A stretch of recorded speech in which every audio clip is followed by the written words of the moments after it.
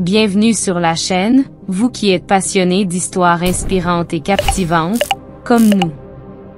Abonnez-vous, cela nous fera grand plaisir. Voici pour nous une nouvelle histoire passionnante.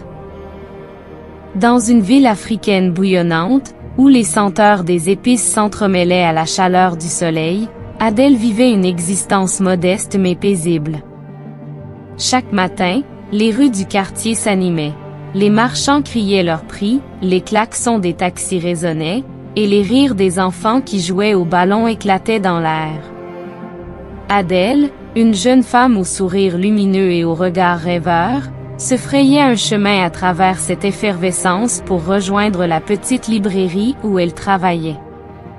C'était une femme pleine de douceur, connue pour sa gentillesse et sa capacité à illuminer la journée de quiconque croisait son chemin. Ses parents, artisans modestes, lui avaient inculqué des valeurs simples mais profondes, le respect, l'honnêteté, et l'espoir d'un avenir meilleur. Mais Adèle portait en elle un rêve secret, celui de construire une vie remplie d'amour et de bonheur, malgré les défis de son environnement. Chaque matin, elle s'arrêtait au même café pour acheter une tasse de thé noir. C'était là qu'elle remarqua pour la première fois Monsieur Joël. Grand, imposant, et toujours impeccablement vêtu, il dégageait une aura qui attirait les regards et provoquait les murmures. « Il est si arrogant », disaient certains. « Un homme dangereux », chuchotaient d'autres. Mais pour Adèle, il était fascinant. Lorsqu'il entrait dans le café, le bruit ambiant semblait s'atténuer, comme si sa présence imposante dominait l'espace. Elle ne pouvait s'empêcher de rougir chaque fois que leurs regards se croisaient, bien que Joël, le plus souvent, semblait ne pas la remarquer. Un jour, alors qu'une pluie torrentielle s'abattait sur la ville, le destin décida de tisser leur chemin.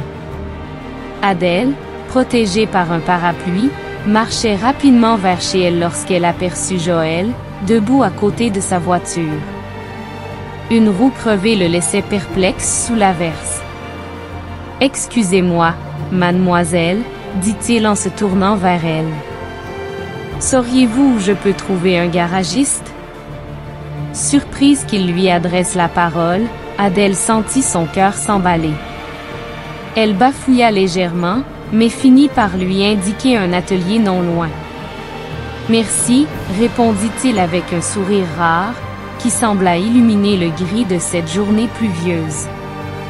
Cette rencontre fut la première pierre d'un lien inattendu. Joël, intrigué par la simplicité et la douceur d'Adèle, commença à fréquenter la librairie où elle travaillait, achetant des livres qu'il semblait choisir au hasard. Chaque visite était marquée par des échanges courts mais mémorables, et Adèle, malgré elle, tombait de plus en plus sous le charme de cet homme mystérieux. Un soir, alors qu'ils discutaient devant la librairie fermée, Joël la regarda intensément et dit « Vous êtes différente, Adèle. Pas comme les autres femmes que je connais. Votre gentillesse, c'est rafraîchissant. » Ces mots résonnèrent profondément en elle. Peu à peu, une relation naquit entre eux, faite de moments volés et d'espoirs silencieux. Malgré les avertissements de ses amis et les rumeurs persistantes sur le caractère de Joël, Adèle s'accrochait à l'idée qu'elle voyait en lui quelque chose que personne d'autre ne percevait. Lorsque Joël lui proposa le mariage après plusieurs mois, elle accepta sans hésitation, convaincue que son amour serait la clé pour révéler l'homme bon qui se cachait en lui. Leur mariage fut une célébration éclatante. Adèle, dans une robe blanche sobre mais élégante, était la définition même du bonheur. Joël, lui, était charismatique dans son costume impeccable, captivant l'attention de tous les invités. Ce jour-là, Adèle fit une promesse silencieuse. « Je le changerai. Mon amour transformera son cœur. Ensemble, nous bâtirons une vie pleine de joie. » Mais sous l'éclat des sourires et des danses, Les prémices d'un rêve fragile se dessinaient, porteur d'une destinée qu'Adèle ne pouvait encore deviner. Les premiers mois après leur mariage, Adèle s'accrochait à ses rêves, persuadée qu'elle finirait par briser l'armure de Joël. Elle l'attendait souvent le soir, un sourire timide sur les lèvres, espérant qu'il rentrerait avec un bouquet ou au moins un mot doux. Mais Joël revenait tard, toujours fatigué, parfois irrité. « Pourquoi t'obstines-tu à m'attendre? Tu ferais mieux de dormir », lançait-il froidement en posant sa veste. « Je pensais qu'on pourrait parler un peu, comme avant », répondait Adèle, la voix tremblante. Il ne répondait pas, s'enfermant dans son bureau ou s'affalant sur le canapé, les yeux rivés sur son téléphone. Les nuits devenaient des silences pesants, et les jours, des batailles intérieures pour Adèle. Elle croyait encore qu'il changerait, mais au fond, une petite voix lui soufflait qu'elle se battait contre l'impossible. Les années passèrent, et avec elles, les illusions d'Adèle. La naissance de leurs enfants aurait pu être une lueur d'espoir, mais ce fut un miroir cruel reflétant leur échec. Jean, l'aîné, ressemblait déjà à Joël. Il était dominateur, moqueur, et semblait prendre plaisir à écraser sa sœur Dorothée. Un jour, alors que Dorothée pleurait en silence après une énième moquerie de ses frères, Adèle haussa le ton. « Jean, arrête de tourmenter ta sœur. Elle n'a rien fait pour mériter ça. » Jean haussa les épaules, un sourire narquois sur le visage. « Mais maman, elle est tellement faible. On dirait qu'elle aime pleurer. » Robert éclata de rire, ajoutant. « C'est vrai, maman, regarde-la. Elle est toujours là à se plaindre. Peut-être qu'on devrait la rendre plus forte. » Adèle, fatiguée, se laissa tomber sur une chaise, incapable de répondre. Elle savait que ses comportements étaient le reflet des années de froideur et de distance imposées par Joël. Pire encore, elle voyait en ses fils le miroir de ce qu'elle était devenue. Pourtant, Dorothée restait différente. Douce, serviable et pleine d'espoir, elle illuminait les rares moments de tendresse qui subsistaient. Chaque matin, elle préparait le petit déjeuner de la famille, déposant même une tasse de café devant son père, qui ne lui adressait qu'un bref regard en guise de remerciement. « Merci, papa », murmurait-elle avec un sourire, même si elle savait qu'il ne répondrait pas. Mais cette bonté faisait d'elle une cible. Ses frères la bousculaient, lui volaient ses affaires et riaient de ses pleurs. Un soir, alors qu'elle s'effondrait dans sa chambre après une dispute, Adèle entra. « Dorothée, tu dois être plus forte. Tu ne peux pas te laisser marcher sur les pieds comme ça. »« Mais maman, pourquoi tu ne les arrêtes pas? Pourquoi tu ne fais rien ?» sanglota la jeune fille. Ces mots transpercèrent Adèle. Elle n'avait pas de réponse. Comment pouvait-elle défendre sa fille alors qu'elle-même avait cédé à l'aigreur et à la dureté? Les années passèrent, et la maison devint un théâtre de conflits constants. Joël, toujours autoritaire, voyait ses fils comme ses héritiers, ses reflets parfaits. Dorothée, elle, s'efforçait de rester à l'écart, trouvant refuge dans ses études et ses livres. Une nuit, alors qu'Adèle veillait seule dans le salon, elle surprit une conversation entre Joël et Jean. « Papa, pourquoi est-ce qu'on garde encore Dorothée ici? Elle ne sert à rien. » Joël, sans un regard pour Adèle qui écoutait dans l'ombre, répondit sèchement. « Elle partira bien un jour. On ne s'encombre pas des faibles. » Ces mots firent vaciller Adèle.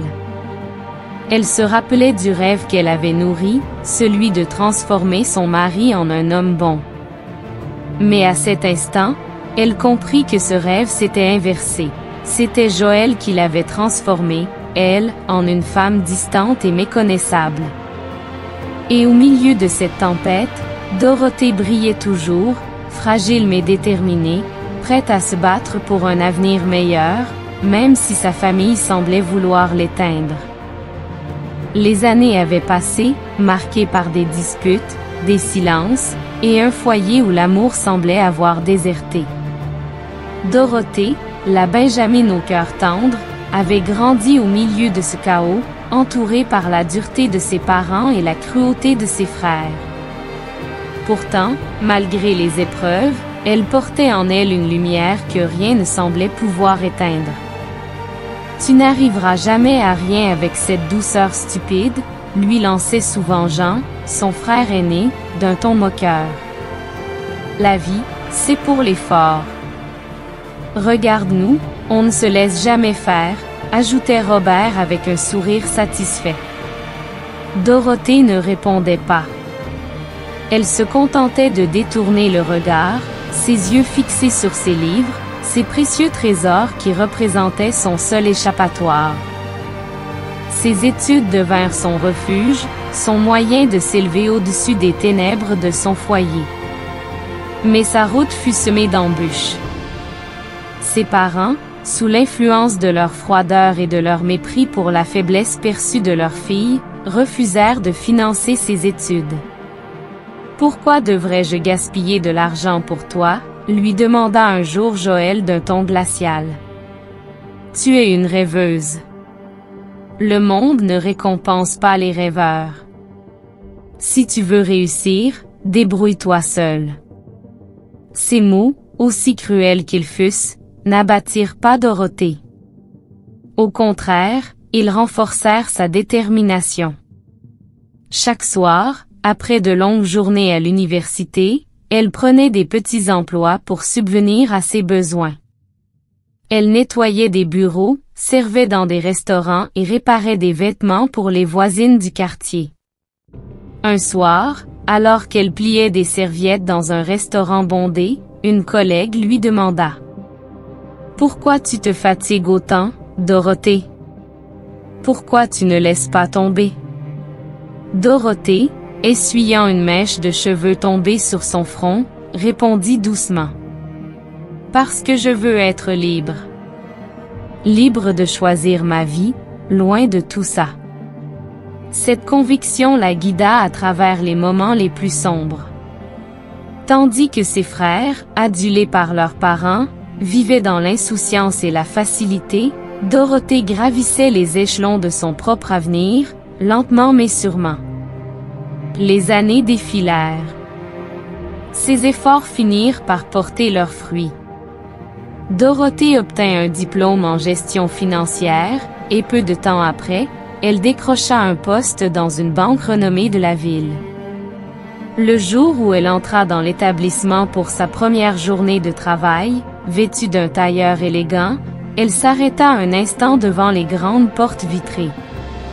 Son reflet lui renvoya l'image d'une femme forte, déterminée, et résolument différente de la jeune fille fragile qu'elle avait été. Malgré tout, ses blessures du passé restaient présentes. Sa famille, surtout ses parents, ne manifestaient aucun intérêt pour sa réussite.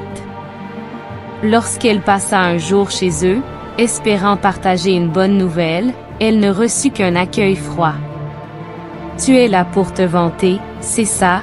demanda Joël, sans lever les yeux de son journal. « Non, papa. Je voulais juste. » On n'a pas besoin de tes histoires. Tes frères, eux, savent ce qui compte vraiment dans la vie. Ces mots brisèrent son cœur, mais Dorothée resta debout. Elle comprit ce jour-là qu'elle ne devait rien attendre d'eux. Elle se promit alors de ne jamais laisser leur méchanceté définir sa vie. Pendant ce temps, Jean et Robert s'enfonçaient dans la vie facile. Loin de se construire un avenir, ils profitaient des richesses de leurs parents, vivant dans l'insouciance et l'arrogance. Jean, particulièrement, se pavanait dans le quartier, dépensant sans compter et se moquant de ceux qui, comme Dorothée, travaillaient dur. Tu perds ton temps, Dorothée, lui lança un jour Robert en la croisant dans la rue. Regarde-nous, on a tous enlevé le petit doigt. Dorothée répondit calmement. Vous avez peut-être tout, mais moi, j'ai construit quelque chose de réel. Et ça, personne ne pourra me l'enlever. Alors que ses frères se perdaient dans l'oisiveté, Dorothée continuait de briller. Son succès, mérité et durement gagné, était la preuve qu'une âme indomptable pouvait s'élever, même dans les conditions les plus sombres. Voilà, nous sommes arrivés à la fin de la première partie de cette fascinante histoire. Si vous avez apprécié et aimé la vidéo, partagez-la. Ne manquez pas la suite de cette histoire dans les jours qui viennent en vous abonnant à la chaîne.